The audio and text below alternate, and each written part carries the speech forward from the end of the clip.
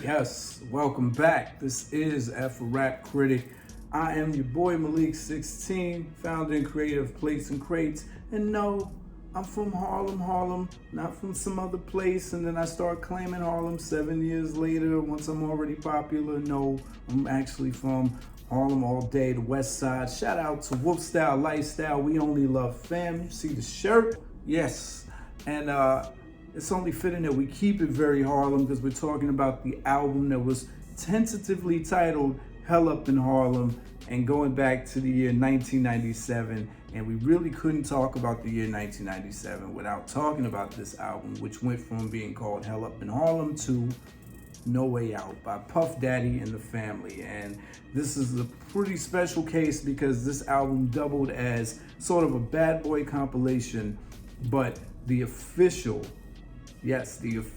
debut of Puff Daddy, or Sean Puffy Combs, Puffy as we knew him back then, as a solo rapper. So it validated and gave him reason to be all in the video, dancing in the video, talking on the video, right? And we're gonna get into it. If you have not already, please take this time now to like and subscribe to the channel because we are building this global hip hop community where we can hear your voice and you can chime in on conversations for albums like this one in particular, because this is what this channel was built for those of you hip hop purists who are like, why is this album even the classic conversation, where SoundScan and rap history says otherwise, that this is a massive album that is responsible for a lot of things that we have seen in hip hop ever since. So love to hear how you guys chime in, put your scores and rankings in. And the only way we can do that is if you like and subscribe. With no further ado, you know how we do it on this channel, 2 categories. This video is gonna go over category 1, which is the product, the album itself.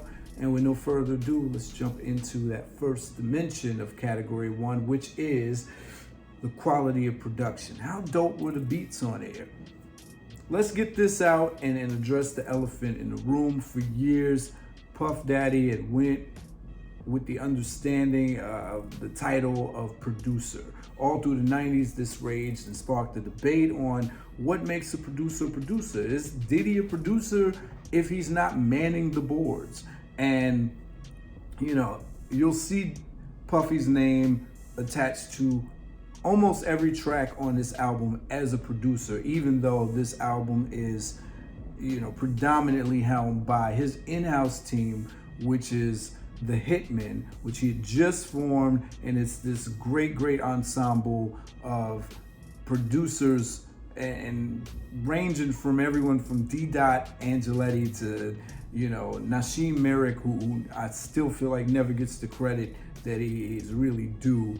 Ron Amon-Ra Lawrence, and everyone's favorite, sometimes hero, sometimes villain from reality TV, Stevie J. And a few others. You had some outside production from Jaz-O, from Jay-Z notoriety. I think he's credited as Big Jazz on this album. And yeah, you'll find Sean Puffy Combs attached to, I think, all tracks on there except for maybe 2 or 3. You also had Yogi from the crew, Rhythm Blunt's crew. Was a Def Jam artist at the time, but went on to be a pretty popular producer in the late 90s, doing some production on there. And some other names, which, you know, of course, I'll list up here. But let's talk about what makes a producer, right? Is it the person, you know, if we're talking about the average beat maker, most of those guys aren't musically trained to the point where they're reading sheet music, right? Or even trained as instrumentalists. So are we crediting the session players that get hired to come in and play string arrangements and pianos as the producers? Or is it really the producer who is the visionary, who knows where to put these pieces and bring them together? And if we're talking about that, we're talking about arrangement, then in that vein, in that respect, then Puffy is a producer by all rights. And I don't think that's been argued throughout history, that Puffy is an idea man, right? He'll come into the session, say, put this here, let's use this sample, let's do it this way, even if he's not the person playing it. Most accounts paint Puffy in that role. So I think it's a pretty fair space to have him share the credit. I think we can get up in arms if we would have saw in the credits if the hitmen individually weren't named on these tracks, but they were all given their proper credit on, as far as we know, on these beats. You'll still hear tales come out every now and then, people saying, I actually produced this, I wasn't credited. Kanye will tell you that he ghost produced for D-Dot for a long time. I don't know if that happened on this album, but let's talk about the actual quality of it. We're talking about the year 1997, where hip hop had taken a dramatic change from, relying heavily upon sampling from the 70s. The 1980s was hip hop's debut decade on radio waves, and the easiest thing to do is to sample from stuff that had just come out a few years prior, the decade prior, which was the disco era, and turning that into hip hop with these really clever uses of sample. Diddy, what he did on this album was spearhead, along with, this was the wave of the time, but Diddy was definitely probably the catalyst for this, is create this movement of, hey, let's sample from the 80s. And not just sample, we're talking about big chewing, right? And this was definitely a flex. This was a money flex. This was a status flex, where there were not too many, instances of let's get clever and splice samples up. He's like, no, we're just gonna take the song that people know, big song. We're not talking about obscure songs from the 80s. We're talking about hits and just rap over them. We're just gonna put some hip hop drums to them and rap over them. And so you're getting that. Like when they sample Let's Dance by David Bowie, they sample The Message by Grandmaster Flash and Melly Mel, or Don't Stop the Music by Yarbrough and People. It's like they're just taking it. Take that, literally. And it's not until you get to the darker or more, cinematic songs on here.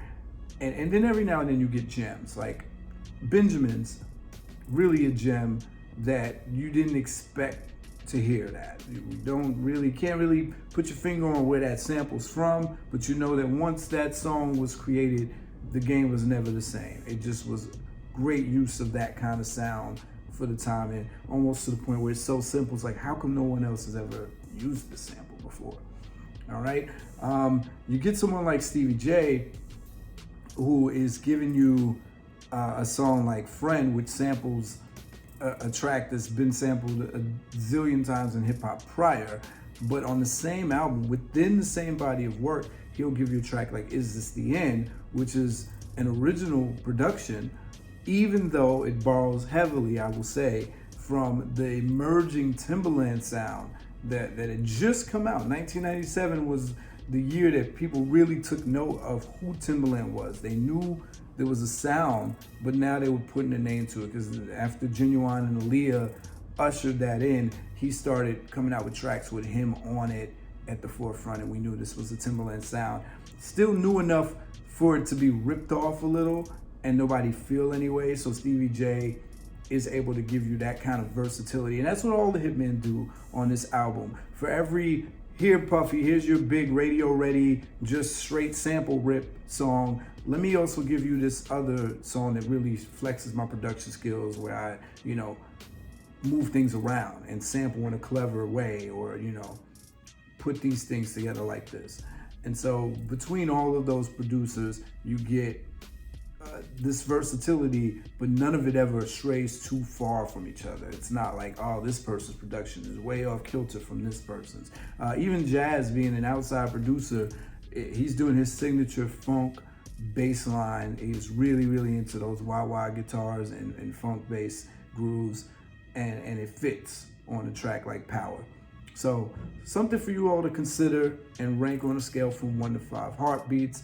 Does the production last and stand the test of time? I think it was pretty clever of Diddy to use these big hits, because they become these pieces that never die, because you associate them with, how huge they were in the beginning. And then those cinematic tracks, they last because they weave perfectly into the story elements that they're used for. Which takes us to Dimension 2, cohesiveness of that production and that sonic bed. How well does it all go together? Well, something that doesn't get talked about often is the idea of there being this bad boy sound. You know, if they're rolling like a unit in 1997, you know, this album is serving to introduce lots of people, not just the bad boy family in the camp, but the Hitman production squad as a force to be reckoned with in the industry. And they were. This launched the career for a lot of these producers, and this put them on the map and really solidified their place after making hits on these individual projects. So it brings them together where you start knowing their names if you're in the business, right? And maybe on a household level for some of them.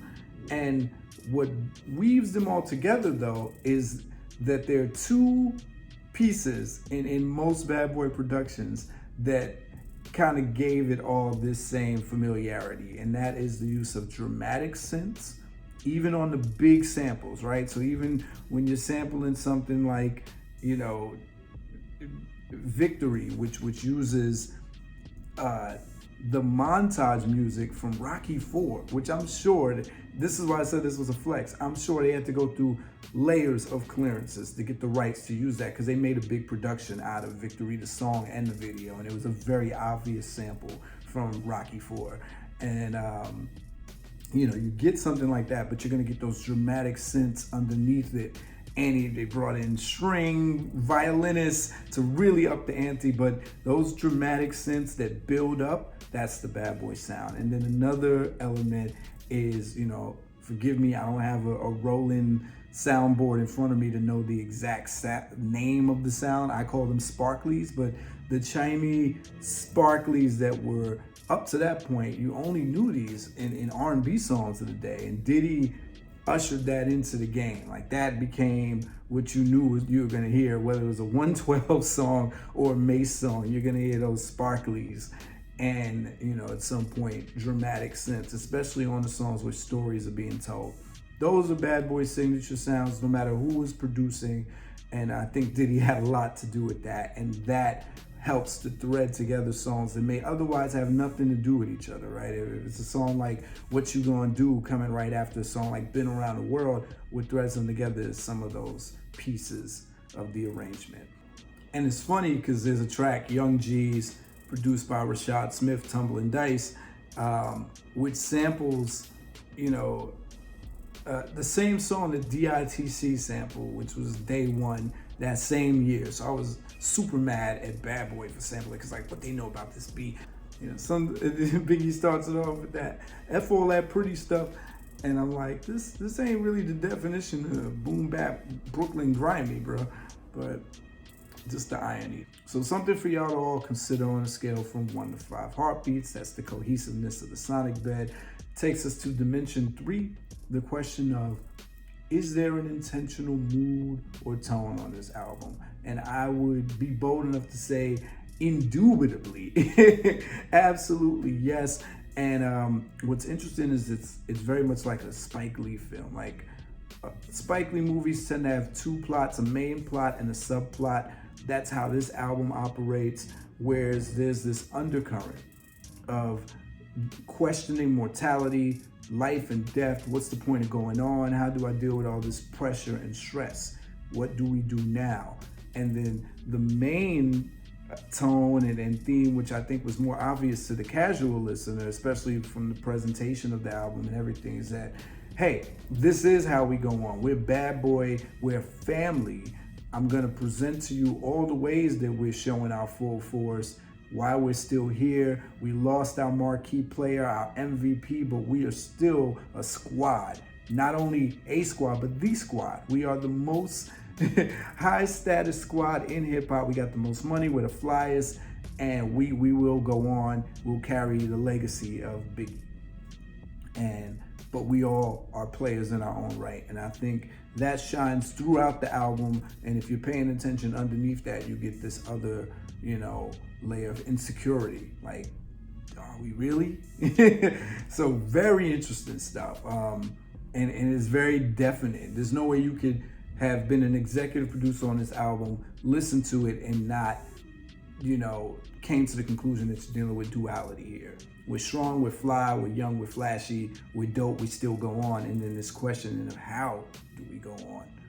All right, so something for y'all to consider on a scale from 1 to 5 heartbeats. That takes us to dimension 4, and that's the song distinction versus the repetition factor, right? If you have this in-house team of producers, how often are you hearing the same kinds of sounds being used? We talked about there being this bad boy sound, but I broke that down into 2 little pieces that just add to the songs. They're really accents on songs. They're not these big, grandiose elements to the songs where you're like, oh man, this stands out. It really is just in there. It seeps in there and you get that familiarity factor. And even the interludes, where these are still samples, right? There's a sample of Marvin Gaye's If I Should Die, but it's still being redone. It's still being dramatized.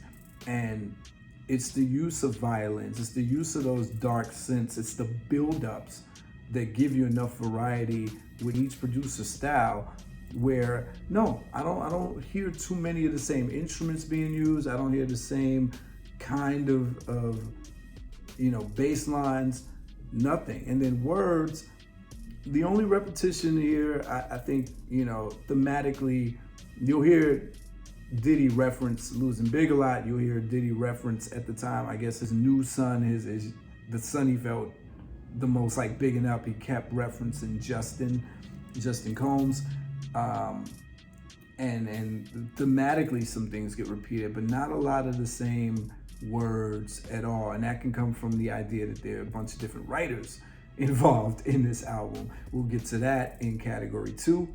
But yeah, something for y'all to all rate and see how you feel about it on a scale from 1 to 5 heartbeats. I don't think there's too much repetition here.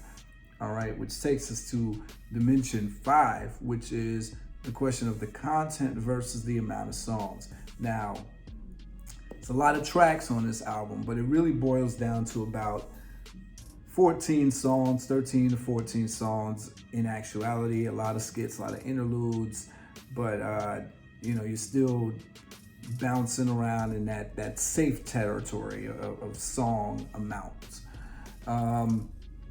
And with the content, believe it or not, for Bad Boy has never skimped on being a content, hearty label. They may not be the deepest thinkers or giving you the deepest, most socially conscious material, but you're gonna get a balance of, you're gonna get stories. If you're not gonna get anything else, you're gonna get stories, and there's tons of that here, whether they're fictitious or not. It does take this break from we just want to make you dance and talking to the haters to going into these pieces. On a song like Pain in particular, Diddy goes into 3 different verses where he questions 3 different, maybe 4, multiple tragedies in his life that he's been connected to, involved in, or witnessed. And I think that says a lot about what Diddy wanted to get across on this album, because he could have easily made this this is the remix, we are Bad Boy, y'all can't mess with us, we rich, we young and fly all day. But he chose to make sure there's songs like Pain. So it evens out. It comes to, for every flashy song, there's a come down to Earth song. And I mean, Earth being relative. Your Earth may not be Puffy's Earth, but something for you to consider on a scale from 1 to 5 heartbeats. Now, that takes us to dimension 6, features. Oh boy. This is the album that y'all were probably waiting for to get to why this dimension even exists. This album defines features being significant to an album, to the point where you wonder, if there were no features on this album, what would this album have done? We don't want to find out, because the features are so cleverly used.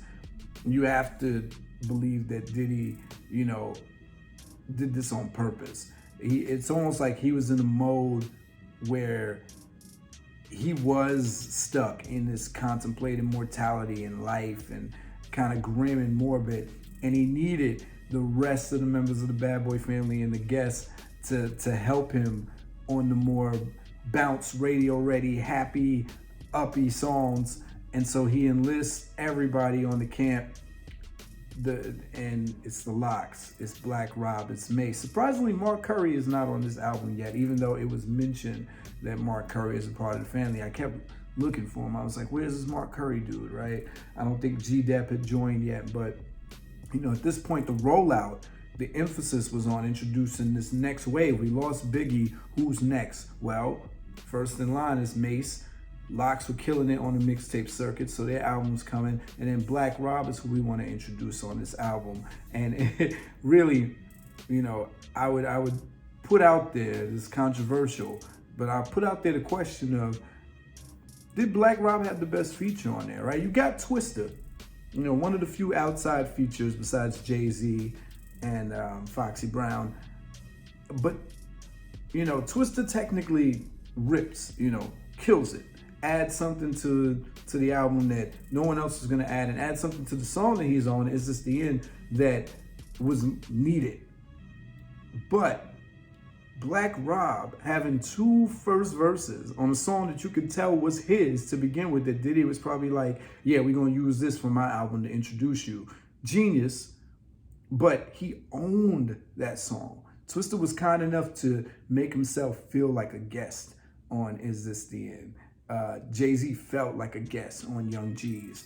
Foxy, you know, Foxy did what she did. Lil' Kim did what she did. You forget that Lil' Kim is not on the Bad Boy roster, right?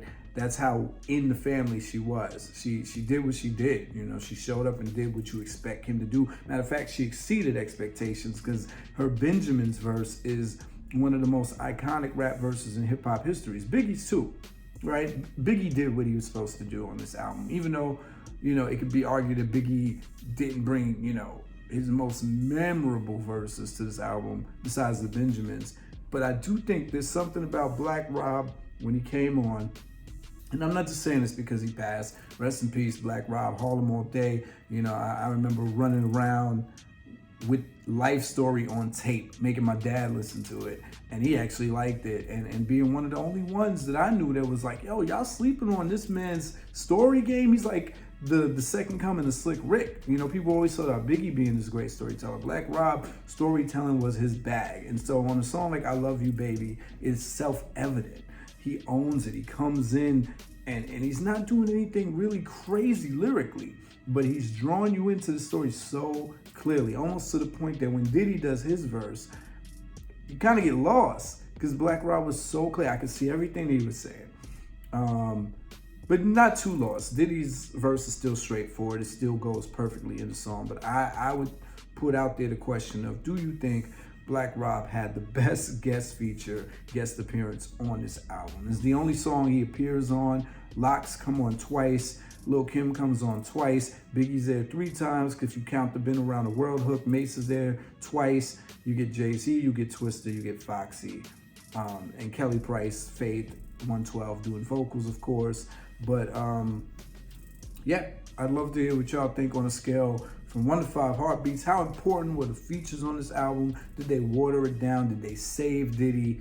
And yeah, let us know what you think. Takes us to Dimension 7. Does the weakest song take away from the album? It depends what you believe the weakest song on here is. On an album where you're not having a lot of expectations for lyrical powerhouse prowess, I think it's hard to be disappointed. I think that was Puffy's edge with this album. I don't know if anyone went into this expecting anything more than just commercial smashes and bangers and great guest appearances. The weakest song on here, I think the sequencing gives it away what the label thought was the weakest song, because as you go further down, you get the songs that they're the most unsure about. So the song that's dedicated to J-Lo and Friend not only have the weakest hooks, but yeah, I actually think it's really just the hooks that take away from them. But I would love to hear what you all think are the weakest songs on here. Maybe you don't like the 80s samples and you can do without the Been Around the Worlds and the Can't Nobody Hold Me Downs. Maybe you don't like Power. Diddy wasn't really on Power. Maybe y'all feel like that was a relief. He just did the hook and the Locks did their thing on it. But the production is probably the most standout from everything else besides Is This The End. Those are really the only two deviations from everything else going on in the album, but they're not dramatic deviations. They don't take away from the flow at all. It's just like, okay, this is different and that's different. Love to hear what you think on a scale from 1 to 5 heartbeats. That takes us to Dimension 8, Mass Appeal. This is the master of mass appeal. This is the commercial pariah himself in 1997. It could be argued that Diddy ruined hip hop. I clearly remember 1997 being a year where I would open a rap magazine and see the expected albums to drop, the release dates, and I was flabbergasted by how segregated it was. Never had I seen a year like this where it was either you're down with Diddy and co and everything is like super sparkly commercial, or stuff is totally underground. Just to give you a snapshot of the albums that were coming out that year, it was like there was an AZ album, a sophomore album by AZ. There was an Organized Confusion album. There's an album by OC. And then on the flip side of that, you had Jay-Z's second album. You had Mace. You had Puff Daddy and the Family. It was just a very sparkly time. I think Jermaine Dupri was releasing an album. So it was everybody who was cool with Diddy in his camp and who was riding that wave. And then it was people like Organized Confusion and OC, Mike Geronimo. And I think Mike Geronimo even went and sought production from Diddy because it was this, if you can't beat him, join him. KRS-One, he wound up doing a remix to the single he had for his album that year with Diddy. It was just like the definition of underground versus mainstream. And let's talk about mainstream.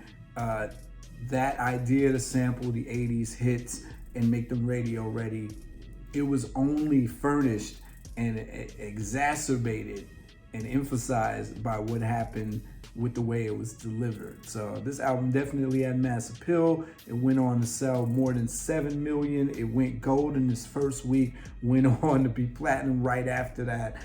This was an easy win for the Bad Boy team. People were looking to see what Bad Boy was doing, how they would pick up the pieces.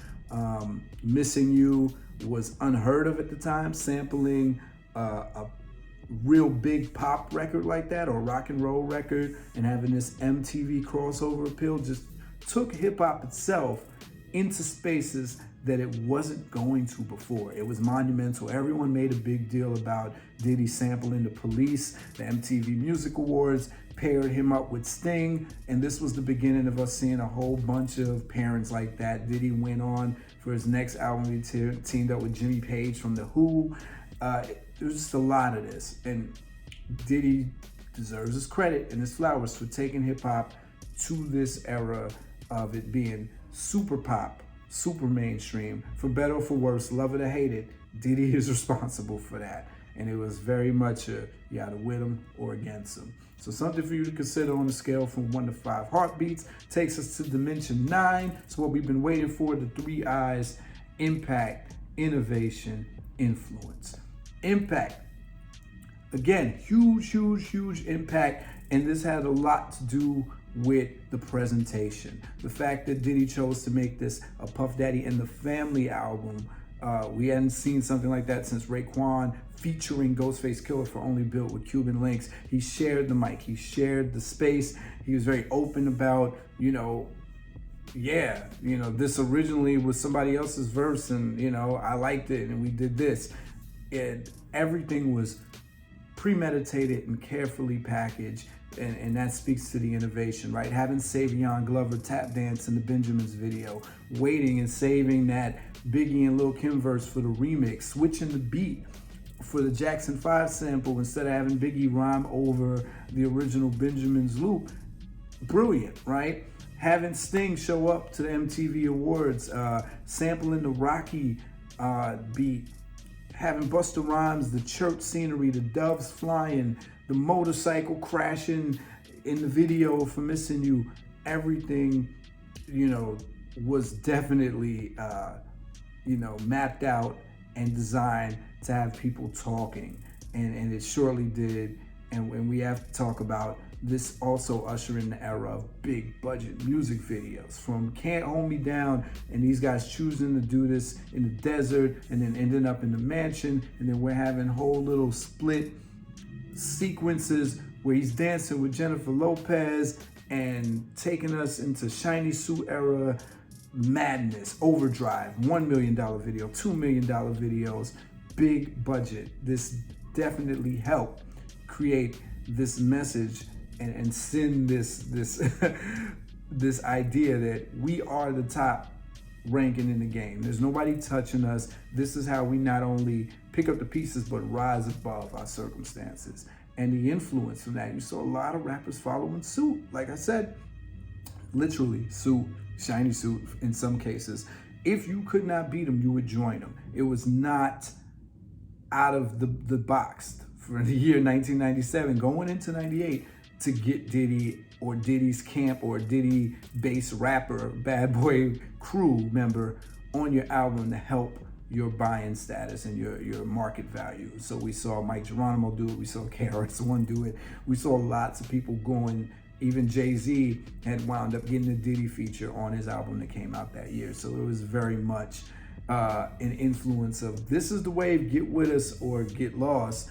Another thing that we see is, rappers really trying, this was a blatant, obvious attempt to squash the perceived East Coast, West Coast beef by having, one rapper from another place, South, Midwest, or West. Back then, it was the go-tos were 8 Ball and MJG, Twista, and of course, Too Short.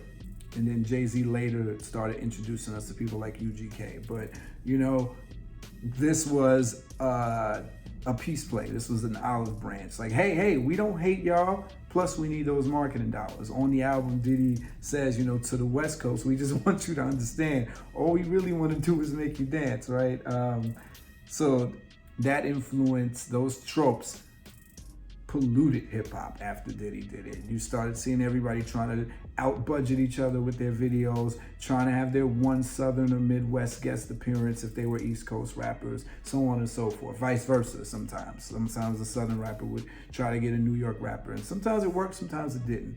But those were the three eyes: the innovation, the impact, the influence. This was a massive, massive album for the world. Everybody felt like this is what hip hop needed, except for the purists. The purists, this became a target to hate. But what Bad Boy was actually doing was doubling down on the hate they had received at the end of 96. 96, people were going in on the Jiggy era. And now they were like, okay, we're doubling down on it. You hate us, we're gonna give you more reason to hate us.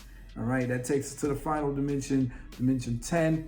Is this album timeless? I would love to hear what you all think about the timelessness of this album. How creative was it? Maybe not the most super creative body of work lyrically or musically, but stylistically, where it took hip hop, I think makes it a timeless body of work, just because this is the album that created hip hop, the thing that rap had been afraid of for all the years preceding. The early 90s was steeped in this, we're not pop, rap is not pop. And now we had finally become a pop force, a pop darling, thanks to this album. And the undercurrent of Bad Boy trying to find his place and trying to plant his flag in the ground after losing Biggie. And I think, as much as we say we want to detach from the nostalgia, this is an album that can't help but be attached to the significance of the era and the year that it came out. But it doesn't stay pigeonholed by its year, because these songs, they don't sound outdated, most of them. And so I'd love to hear what you think on a scale from 1 to 5 heartbeats. That's it. That is your category 1, the product, the album itself. This was a long one, but it was much needed for this detail. And I can't wait to see y'all for category 2, where we talk about the rap performance. Diddy as a rapper, yes, we'll get into that. And until then, like and subscribe to the channel if you have not. You already know. Like and subscribe. We are building this global hip hop community. And until then, F with Rap Critic. Talk about it while I live it. Word to meth.